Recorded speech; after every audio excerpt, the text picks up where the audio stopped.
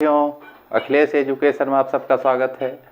आज हम आप सबको वैदिक संस्कृति या वैदिक काल बताने चल रहे हैं। इसके पीछे हम जितनी भी सभ्यताएं थी बताए, पाषाण काल था उसको बताए, इतिहास जानने के स्रोत थे, ये सब हम पिछली क्लास में पढ़ा चुके हैं। आज हम बताने चल रहे हैं वैदिक संस्कृति या वैदिक काल। दोस्तों, आप जानते हैं जब सारी सभ्यताएं समाप्त हो गई, जैसे हड़प्पा सभ्यता, सिंधु घाटी सभ्यता, मेसोपोटामिया सभ्यता, चीन की सभ्यता, मिस्र की सभ्यता, ये सभ्यताएं जब समाप्त हो गई, उसके समाप्त होने के लगभग 1000-2000 वर्ष के बाद तब भारत देश में वैदिक सभ्यता का विकास हुआ। ये भारत में वैदिक सभ्यता का विकास किस प्रकार से हुआ, कैसे हुआ, ये इतिहासकार इसमें थोड़ा सा भ्रम में है, क्योंकि उनका मतभेद है। कोई कहते हैं कि यहाँ पे जो आर्य आकर के बसे, प्राचीन काल में मध्य एशिया से आए हैं, कुछ कहते हैं कि यूरोप से आए हैं। तो क्या सही है क्या गलत है, उसी के आधार पे एनसीईआरटी बुक के आधार पर ही हम आपको बताने चल रहे हैं कि वैदिक काल की जो सभ्यताएं हैं इसी के बारे में। तो दोस्तों, वैदिक संस्कृति या वैदिक काल ये 1500 ईसा पूर्व से लेकर के 600 ईसा पूर्व के बीच तक ये मानी जाती है। देख रहे हैं, हमने लिखा भी है 1500 ईसा पूर्व, 1000 ईसा पूर्व, फिर इधर भी हमने लिखा है 1000 ईसा पूर्व से 600 ईसा पूर्व तक। तो इसके बारे में हम आपको बताने चल रहे हैं कि इसको हमने 2 जगह क्यों लिखा है, किस कारण से इसको 2 जगह से लिखा है। ये पूरा विस्तार से आप देखते चलिए, जिससे कि आपको अधिक से अधिक जानकारी हो कि वैदिक सभ्यता में जब महाभारत हुआ था, रामायण हुआ था, ये सब हकीकत है कि नहीं है। तो आइए देखते हैं। सबसे पहले सिंधु घाटी, सिंधु की सभ्यता के पतन के बाद, सिंधु घाटी या हड़प्पा सभ्यता, सिंधु सभ्यता के पतन के पश्चात लगभग 2000 ईस्वी के बाद भारत में जिस नवीन सभ्यता का विकास हुआ उसे वैदिक अथवा आर्य सभ्यता के नाम से जाना जाता है। वैदिक या आर्य सभ्यता क्यों नाम लिया जाता है, इसको भी हम आपको बताने चल रहे हैं कि वैदिक सभ्यता या आर्य सभ्यता के नाम से जाना जाता है। भारत का इतिहास एक प्रकार से आर्य जाति का इतिहास है। भारत का इतिहास एक प्रकार से आर्य जातियों का इतिहास माना जाता है। आर्य का मूल निवास कहाँ पे था? आर्य का मूल निवास अल्पस पर्वत के पूर्व साइड में, जहाँ पे कहा जाता है कि मध्य एशिया कहा जाता है या उसे यूरेशिया के नाम से भी जाना जाता है, इनका मूल निवास वहीं पर था। वेद में आर्य शब्द का उल्लेख 36 बार किया गया है। वेद में आर्य शब्द का उल्लेख 36 बार किया गया है। दोस्तों ध्यान रखिएगा, 36 बार किया गया है तो जरूर कुछ कारण होगा। ध्यान दीजिएगा, आर्यों को ही भारतीय सभ्यता व संस्कृति का संस्थापक माना जाता है। आर्य को ही भारतीय सभ्यता व संस्कृति का संस्थापक माना जाता है। क्यों माना जाता है? आर्य धीरे धीरे, एक साथ में आर्य भारत में नहीं आए थे, धीरे धीरे आए थे। वो कई कबीलों में थे। जैसे मध्य एशिया से वो चले तो सीधा वहां से चले तो भारत थोड़ी पहुंच गए। वहां से चले गाय को चराते हुए, लेकिन हाँ, उनके पास एक अनोखा पशु भी था जिसे घोड़ा कहा जाता है। अनोखा पशु को साथ में लेकर के गायों को चराते चराते आर्य लोग मध्य एशिया से भारत पहुंच गए। भारत पहुंचने के बाद यहाँ पर जब वो लोग आ गए तो आने के बाद उन्होंने अपना नाम आर्य बताया। फिर इस प्रकार से जो भी आर्य आते गए वो अपना नाम आर्य बताते गए। कुछ यूरेशिया के पास से आए, कुछ मध्य एशिया के पास से आए, कुछ अल्पस पर्वत के पास से आए। तो जो भी भारत में आए वो अपने को आर्य ही बताए। आर्य का अर्थ होता है उत्तम। आर्य का अर्थ होता है उत्तम या श्रेष्ठ या उच्च कुल में उत्पन्न। तो इसीलिए जो भी बाहर से आ रहा था वो अपने को आर्य बता करके धीरे धीरे भारत के पश्चिमी और उत्तरी साइड में बसना शुरू कर दिए। भारत का पश्चिमी यानी कि उत्तरी कहा जाता है, जैसे हिमालय पर्वत देख रहे हैं, कश्मीर वाला भाग, कश्मीर, पंजाब, हरियाणा, उत्तराखंड, हिमाचल प्रदेश, ये सब प्रदेशों में आकर के धीरे धीरे बसना शुरू कर दिए। दिल्ली के पास तक जो भी आए वो अपने आप को आर्य कहे। फिर इसी प्रकार से कई तरह से कई कबीले यहाँ पर भारत में प्रवेश किए। जितने भी कबीले भारत में आए सब अपने आप को यही बताए कि मैं आर्य हूँ, मैं आर्य हूँ। और आर्य का अर्थ होता है उत्तम या उच्च कुल या कहते हैं श्रेष्ठ, और या तो कहें कि उच्च कुल में उनका जन्म हुआ था, तो उनका अलग अलग अर्थ होता है। तो आर्य धीरे धीरे भारत में प्रवेश करते गए और धीरे धीरे यहाँ पे उनका माने कि जनसंख्या बढ़ती चली गई। लेकिन जितने समुदाय में आ रहे थे, जैसे एक साथ में 150, 200, 400 आ रहे थे, तो एक टोली में रहते थे, उनका भी एक जाति होता था, उनका भी एक जाति होता था। और यहाँ भारत में प्रवेश करने के बाद जो यहाँ की थोड़ी बहुत जनता पहले की बची थी, यानी कि जब सिंधु सभ्यता हुई, हड़प्पा सभ्यता हुई, मोहनजोदड़ो सभ्यता हुई, ये सभ्यताएं जब समाप्त हो गई 2000-1000 बरिस के बाद जब आर्य आना शुरू किए, तो ऐसा तो है नहीं कि एकदम से यहाँ पे कोई नहीं था। कुछ लोग थे यहाँ पर, भारत देश में कुछ लोग थे जो यहाँ पे रह करके अपना खेती बाड़ी कर रहे थे। जब आर्य भारत में पहुँचे और यहाँ वो अपने घोड़े के साथ और गाय को चराते हुए यहाँ पे पहुँचे थे। गाय चराने के कारण किसी के खेत में पड़ जा रहा था। जब खेत में पड़ जा रहा था तो झगड़ा हो रहा था। तो हमने बताया कि कई कबीले में मिल करके, कई कबीले साथ साथ में आए। एक कबीला आया जैसे 1000-2000 समूह का, तो आने के बाद, भारत में आने के बाद वो अपने को आर्य कहे। आर्य कहने के बाद कि जैसे किसी का कुल भी होता है, कुछ की जाति भी होती है, वैसे ही कुछ आर्यों ने अपने को पुरुजन कहा, अपने को पुरुजन कहा। और कुछ आर्य जातियां अपने को भरत जन कहा।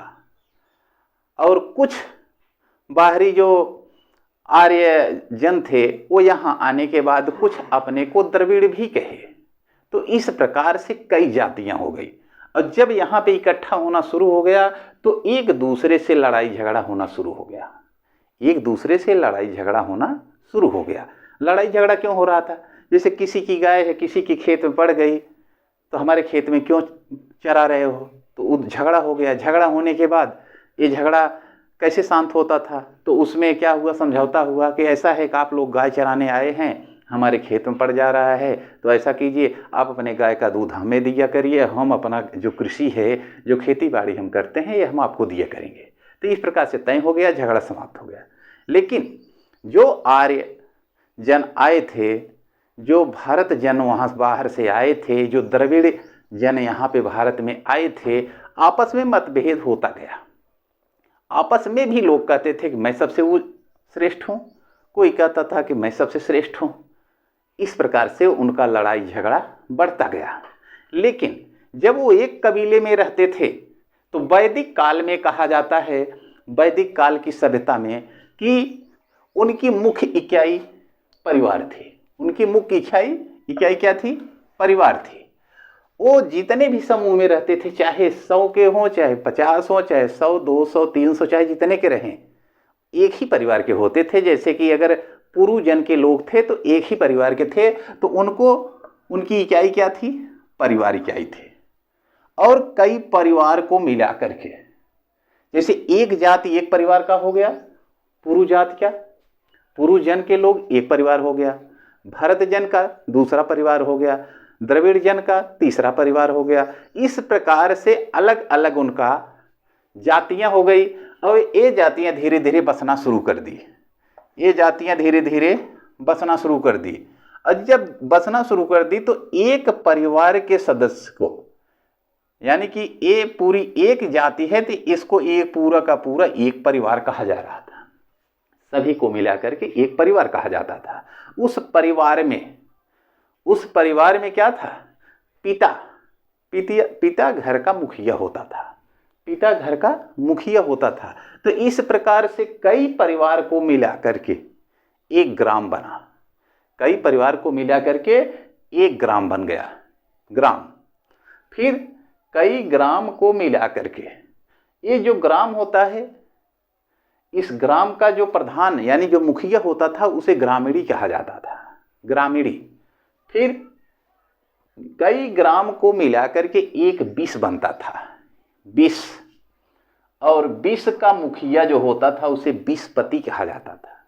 और कई 20 को मिलाकर के जन बनता था।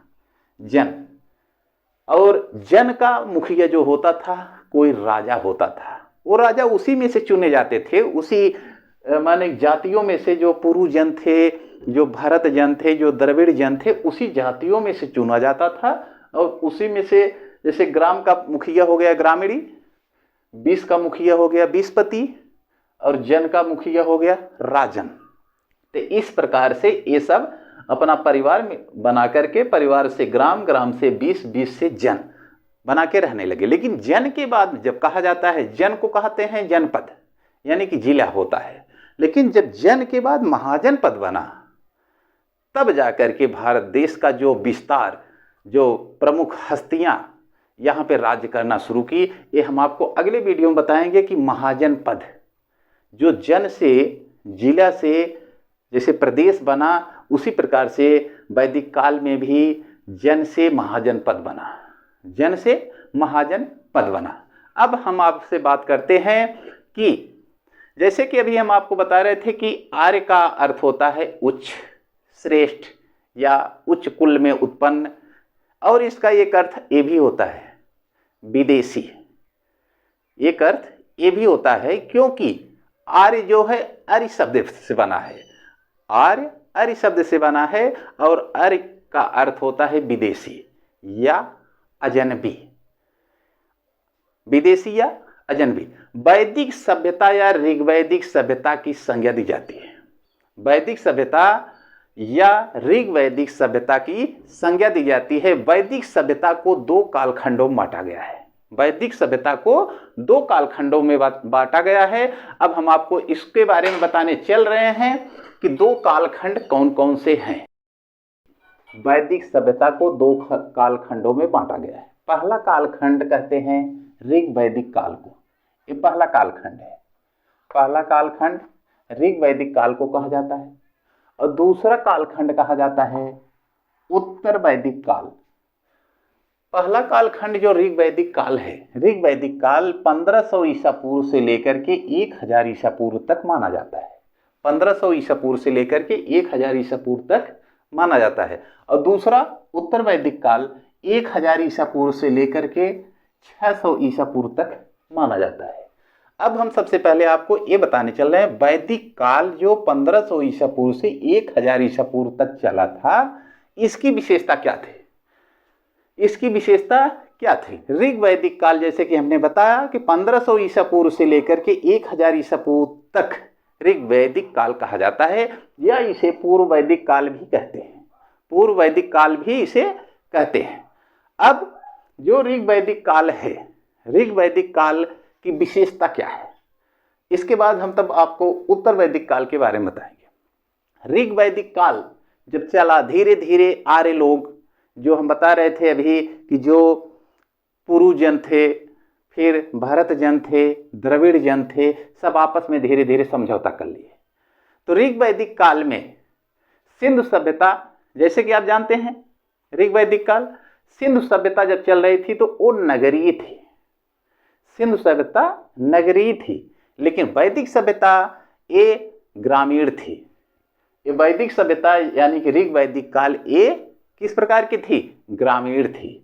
और इसके पहले जो वैदिक काल था, क्या कहते हैं कि हड़प्पा संस्कृति, और हड़प्पा संस्कृति का जो सिंधु घाटी सभ्यता है, ये सब क्या था? नगरीय था। मोहनजोदड़ो क्या था? नगरीय था। ये सभी जितने भी सभ्यताएं थी, सब सभ्यताएं कैसी थी? नगरीय सभ्यताएं थी। लेकिन वैदिक सभ्यता जो है एक ग्रामीण सभ्यता थी। समाज का जो आधार होता है परिवार होता है। समाज का आधार परिवार होता है। आर्य लोग सप्त सिंधु नामक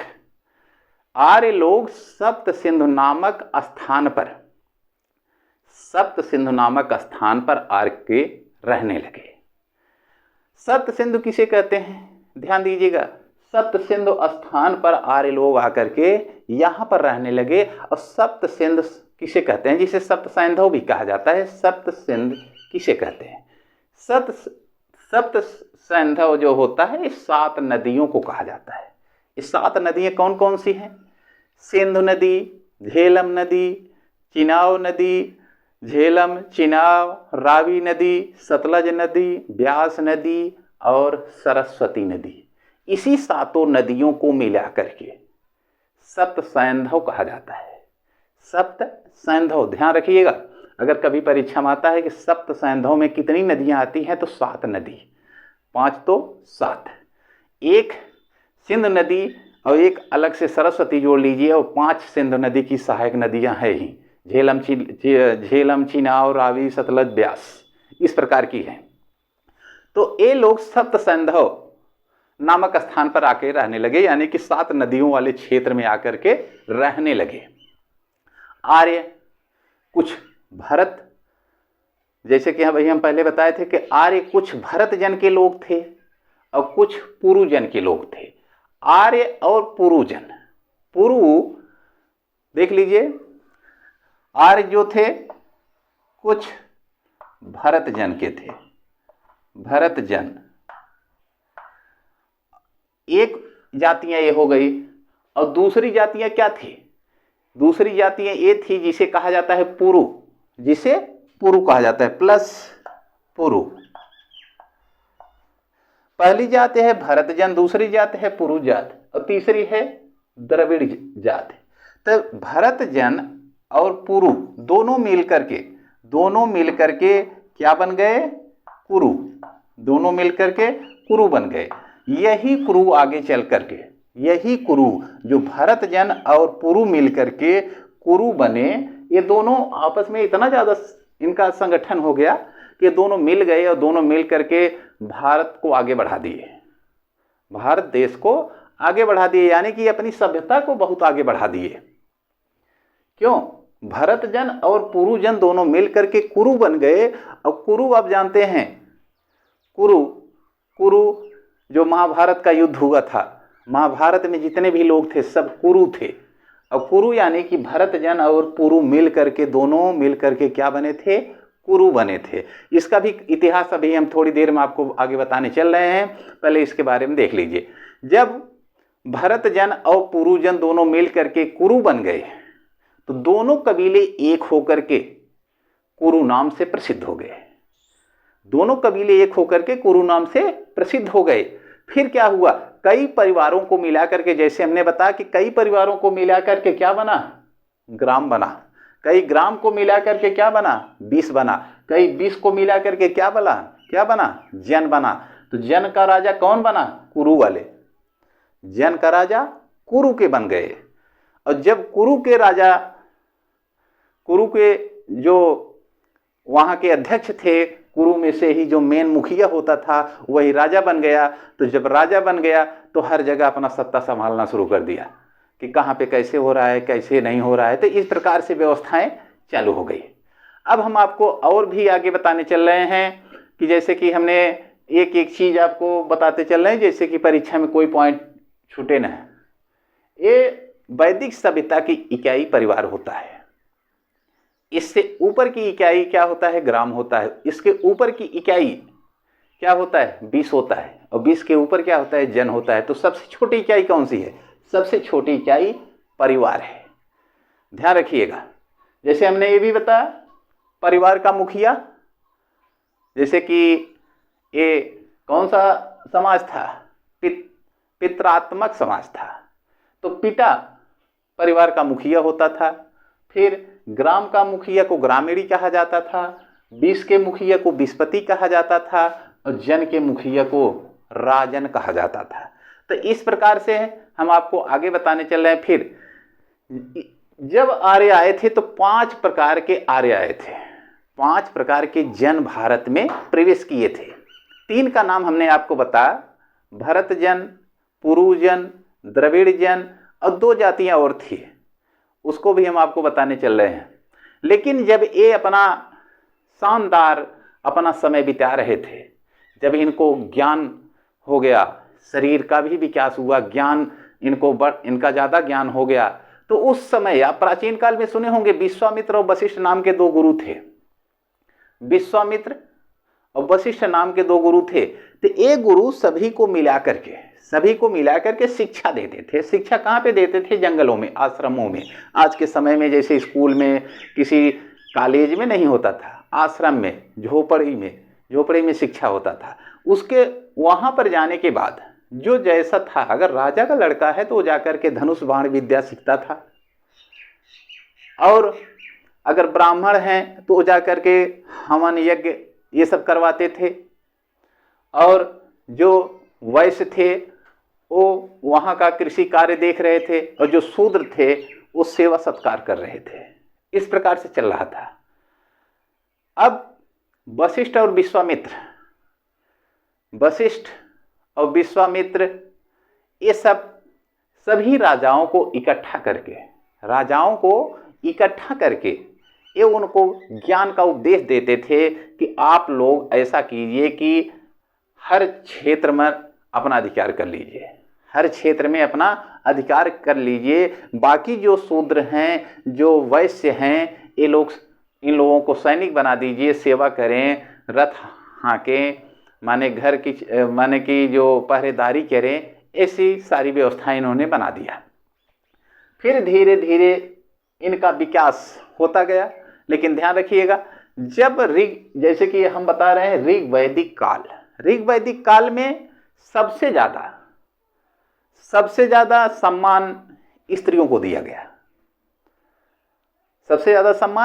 दिया गया, और इसी में शिक्षा का स्तर भी आगे बढ़ने लगा। और शिक्षा का स्तर आगे बढ़ने लगा तो शिक्षा के स्तर के कैसा होता था, किस प्रकार का स्तर था? तो चाहे किसी भी वर्ग का व्यक्ति हो, उसे आश्रम में जाकर के उपनयन संस्कार करवाना होता था। उपनयन संस्कार हो गया तो आपका एडमिशन हो गया, यानी कि आपको शिक्षा गुरु के पास मिलेगी। लेकिन उपनयन संस्कार अगर नहीं हुआ तो शिक्षा नहीं मिलेगी। जैसे उदाहरण के लिए देख लीजिए, दानवीर कर्ण भी गए थे द्रोणाचार्य के पास कि हमें भी शिक्षा दीजिए, तो उन्होंने मना कर दिया कि नहीं, हम किसी दूसरे को, क्षत्रिय को छोड़ करके किसी दूसरे को हम शिक्षा नहीं देते हैं। तो इस प्रकार से उस समय उपनयन संस्कार होता था। उपनयन संस्कार में जो भी शिक्षक थे सभी गुरु के पास रह करके अपने सर के बाल मुड़वा करके और गेरुआ वस्त्र धारण करके अपना शिक्षा ग्रहण करते थे, वहीं पर पड़े रहते थे। 25 वर्ष तक उनको शिक्षा ग्रहण करना होता था, 25 वर्ष तक, क्योंकि 25 वर्ष तक को ही क्या कहा गया है? ब्रह्मचर्य जीवन कहा गया है। ब्रह्मचर्य का मतलब कि शिक्षा ग्रहण करना उस समय। अब हम आपको और आगे बताने चल रहे हैं कि ऋग्वेद काल कहा गया है। ऋग्वेद काल क्यों कहा गया है? ऋग्वेद काल इसलिए कहा गया है कि इसी काल में 1500 से 1000 ईसा पूर्व के बीच में ही ऋग्वेद की रचना हुई थी, और इसीलिए इस काल को ऋग्वेद काल कहा जाता है। अब आता है दूसरा उत्तर वैदिक काल। उत्तर वैदिक काल किसे कहते हैं? उत्तर वैदिक काल 1000 ईसा पूर्व से 600 ईसा पूर्व तक को क्या कहते हैं? उत्तर वैदिक काल। और 1500 ईसा पूर्व से 1000 ईसा पूर्व तक क्या कहते हैं? इसे कहते हैं पूर्व वैदिक काल या ऋग वैदिक काल। अब हम बताने चल रहे हैं आपको उत्तर वैदिक काल ये कब से शुरू हुआ, कैसे शुरू हुआ। चलिए इसको देखते हैं। उत्तर वैदिक काल 1000 ईसा पूर्व से 600 ईसा पूर्व तक की हम बताने चल रहे थे उत्तर वैदिक काल, जो 1000 ईसा पूर्व से लेकर के 600 ईसा पूर्व तक चला। इसमें क्या क्या हुआ, इसमें आइए देखते हैं क्या क्या हुआ। और एक चीज, ऋग वैदिक काल में या इसे पूर्व वैदिक काल कहा जाता है, सभी आर्य लोग इंद्र की पूजा करते थे। इंद्र की पूजा क्यों करते थे? उनका विश्वास था कि इंद्र की पूजा करेंगे तो इंद्र भगवान बारिश करेंगे, और जब बारिश होगी तो हमारी कृषि अच्छी होगी। और इनका पहनावा भी ध्यान रखिए, क्योंकि परीक्षा में भी पूछता है कि आर्य लोगों का पहनावा क्या था। इनका पहनावा था नीवी, वास और अधिवास, 3 कपड़े थे इनके, ध्यान रखिएगा। नीवी, वास, अधिवास, 3 प्रकार के कपड़े पहनते थे। और एक प्रकार का कपड़ा जो था जिसे पगड़ी कहते हैं, और उस समय उसड़वी कहा जाता था। तो 4 प्रकार के कपड़े होते थे, लेकिन 3 प्रकार के कपड़े स्त्रियां पहनती थी और 4 प्रकार के कपड़े पुरुष पहनते थे। बाल सबके लंबे होते थे, सब कान में बालियां पहनते थे, कुंडल पहना करते थे और बाजू बंद पहना करते थे। तो उस समय ये सब उनके क्या थे? पोशाक थे और आभूषण थे। अब हम आपको आगे ये बता रहे हैं कि ऋग्वेद, जो ऋग्वेद कहा गया है, ऋग्वेद में सूक्तों का संग्रह है। सूक्तों का संग्रह ऋग्वेद काल में है। यजुर्वेद, सामवेद, अथर्ववेद, ये क्या है? आइए इस पे भी देखते हैं। उत्तर वैदिक काल 1000 ईसा पूर्व से 600 ईसा पूर्व तक को उत्तर वैदिक काल कहा गया है। यानी कि वैदिक काल को 2 भागों में बांटा गया, एक ऋग वैदिक काल और दूसरा उत्तर वैदिक काल। उत्तर वैदिक काल में, ऋग वैदिक काल में स्त्रियों को सम्मान प्राप्त था।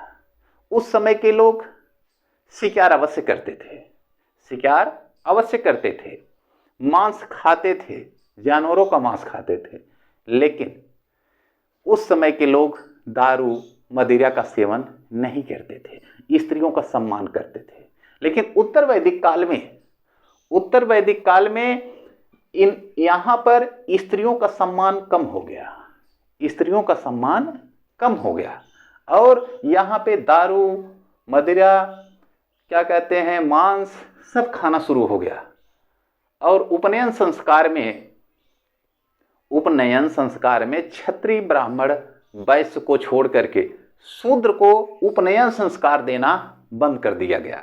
स्त्रियों को भी उपनयन संस्कार का देना बंद हो गया। अब आगे आइए देखते हैं उत्तर वैदिक काल जो 1000 से 600 ईसा पूर्व तक है, इसमें क्या क्या लिखा गया है। इसमें सबसे पहले यजुर्वेद का वेद लिखा गया। यजुर का अर्थ होता है ज्ञान, यजुर का अर्थ होता है ज्ञान। तो यजुर्वेद का निर्माण किया गया, माने लिखा गया। यजुर्वेद में क्या क्या है? यजुर्वेद को गद्य और पद्य की पुस्तक भी कही जाती है। यह यज्ञ संबंधी सूक्तों का संग्रह होता है। किसमें? यजुर्वेद में। फिर दूसरा वेद उसी समय लिखा गया, दूसरा वेद भी लिखा गया। दूसरे वेद में क्या लिखा गया? ये सामवेद है। साम का अर्थ होता है गाना, साम का अर्थ गीत होता है, तो इसीलिए इसको कहा गया है गीतों का संग्रह। जो 7 स्वर भी उसमें होते हैं, सा रे गा मा पा धा नी। तो इस प्रकार से फिर चौथा जो वेद है जिसे कहा गया अथर्ववेद, अथर्ववेद कहा गया। अथर्ववेद का अर्थ होता है कि अथर्ववेद का अर्थ होता है जादू, टोना, टोटका, अथर्ववेद का अर्थ होता है। अब हम आपको आगे बता रहे हैं कि जो अथर्ववेद है इसमें जादू, टोना, टोटका यानी कि विज्ञान की पुस्तक भी कही जाती है, विज्ञान की पुस्तक भी कही जाती है इसको, अथर्ववेद को। ठीक, अब हम आपको आगे थोड़ा सा बताएंगे कि ये कैसी स्थिति यहाँ पे उत्पन्न हुई। यजुर्वेद का निर्माण उत्तर वैदिक काल में हुआ, सामवेद का निर्माण उत्तर वैदिक काल में हुआ, फिर अथर्ववेद का निर्माण उत्तर वैदिक काल में हुआ। तो 3 वेदों का निर्माण उत्तर वैदिक काल में हो गया। अब 950 ईसा पूर्व में सामने हम लिखे हैं 950 ईसा पूर्व। 950 ईसा पूर्व में कुरुकुल यानी कि जो भरत और पुरु मिलकर के जो कुरु बने थे, तो कुरुकुल का इतिहास भारत युद्ध के नाम से जाना जाता है। 950 ईसा पूर्व में कहा जाता है कि लगभग 950 ईसा पूर्व में भारत युद्ध हुआ था। भारत युद्ध को ही महाभारत के नाम से जाना जाता है। ये कब हुआ था? 950 ईसा पूर्व में। 950 ईसा पूर्व में उसी समय वेद व्यास भी थे और उस समय तक वशिष्ठ मुनि भी थे, विश्वामित्र भी थे। ये बड़े बड़े ऋषि मुनि उस समय तक थे। इसके बाद जो महाभारत को ही महाकाव्य कहा जाता है, महाभारत को ही महाकाव्य कहा जाता है। बाद में हस्तिनापुर यानी कि जो हस्तिनापुर था जहां पर ये भारत युद्ध हुआ था, जहां पे भारत युद्ध के जो राजा महाराजा लोग थे जहां पे रहते थे, बाद में ये बाढ़ में बह गया। माने बाढ़ आई और बाढ़ में पूरा हस्तिनापुर, इंद्रप्रस्थ सब समेत सब बह गया। यानी कि जनता भी बह गई, जो कुछ भी था सब नष्ट हो गया। कब? ये 950 ईसा पूर्व के बाद, लगभग 800 ईसा पूर्व में बाढ़ आई और सब लोग बह गए। और जब सब बह गए तो जो कुछ बचे खुचे कुरु वंश के रह गए थे, जो कुछ कुरु वंश के कुछ बचे खुचे रह गए थे, वो इलाहाबाद कौशाम्बी जाकर के बस गए। इलाहाबाद और कौशाम्बी में जाकर के ये बस गए। जबकि कहीं पर भी वेद में कहीं पर भी राम कथा का कोई उल्लेख वैदिक साहित्य में नहीं मिलता है। राम कथा का कहीं पर भी, चाहे आप 7000 ईसा पूर्व से बात कीजिए, चाहे 2500 ईसा पूर्व से बात कीजिए, चाहे उससे और कम में बात कीजिए, चाहे ज़्यादा से कम बात कीजिए, लेकिन कहीं पर भी किसी भी वेद में या उपनिषद में या वेदांग में कहीं पर भी राम कथा का कोई उल्लेख नहीं मिलता है। और जब उल्लेख नहीं मिलता है तो कहा जा रहा है कि राम का जो कथा कहा जाता है ये सत्य है या असत्य है। व्यवसाय जन्म के आधार पर, उत्तर वैदिक काल में व्यवसाय जन्म पर आधारित नहीं थे। व्यवसाय जन्म पर आधारित नहीं थे, बल्कि कर्म के आधार पर। अगर किसी के परिवार का कोई कार्य कर रहा है तो उसके कर्मों के आधार पर उसे, यानी कि जैसे कि जन्म के आधार पर नहीं था तो कर्मों के आधार पर उसे वर्ण की व्यवस्था की गई थी कि अगर कोई रथकार है, रथ हाँकने वाला है, तो उसका बेटा रथकार हुआ। कोई चर्मकार है, चमड़ा कार्य करने वाला है, तो उसका बेटा चर्मकार हो गया। कोई स्वर्णकार है, सोना बनाने वाला, तो उसका बेटा स्वर्णकार हो गया। कोई लोहे का कार्य करने वाला है तो उसका बेटा लोहार हो गया। तो व्यवसाय के अनुसार ही परिवार के सदस्य जो कार्य करते थे उसको उसी प्रकार से उसकी वर्ण की व्यवस्था बना दी गई। फिर आगे हम आपको बता रहे हैं आश्रम व्यवस्था। उत्तर वैदिक काल में आश्रम की व्यवस्था भी की गई। कैसी आश्रम की व्यवस्था? आश्रम की व्यवस्था 4 प्रकार की। एक जिसे कहा जाता है ब्रह्मचर्य, दूसरा कहा जाता है जिसे गृहस्थ जीवन, तीसरा कहा जाता है जिसे वानप्रस्थ, और चौथा कहा जाता है संन्यास। पहला 25 वर्ष तक, पहला जो ब्रह्मचर्य था ये 25 वर्ष तक था जिसमें ज्ञान को प्राप्त करना था। दूसरा जो गृहस्थ था इसमें सांसारिक जीवन जीने के लिए ये दूसरा आश्रम बनाया गया था। तीसरा बनाया गया था 75 वर्ष, माने कि 50 से 75 वर्ष तक। वो किसके लिए वो बनाया गया था? वो कि ईश्वर का ज्ञान प्राप्त करने के लिए, कि जिससे कि ईश्वर का ज्ञान प्राप्त हो सके। और चौथा था जो 75 से 100 तक जिसे कहा जाता है संन्यास। तो संन्यास में क्या किया गया है कि इसमें मोक्ष पाने के लिए तपस्या करना था। कहीं पर वन में जाकर के, जंगल में जाकर के तपस्या कीजिए। तो इस प्रकार से दोस्तों अपने आपके वैदिक सभ्यता या वैदिक संस्कृति की पूरी हिस्ट्री हमने आपको बताया कि जो परीक्षा के आपके हितकर में ही होगा। ये जितना भी हमने बताया आपके पक्ष में ही, इसमें से कोई भी पॉइंट हम छोड़े नहीं हैं। जो 4 आश्रम था उसके बारे में बताए, और 3 जो वेद थे उत्तर वैदिक काल में रचना हुई उसको भी हमने बता दिया, और ऋग्वेद की रचना जो पूर्व वैदिक काल में यानी कि ऋग्वैदिक काल में हुआ था हमने उसको भी बताया। तो दोस्तों हमारा वीडियो कैसा लगा? अगर वीडियो अच्छा लगा हो तो लाइक अवश्य कीजिएगा और अपने दोस्तों को भी शेयर कर दीजिएगा। जय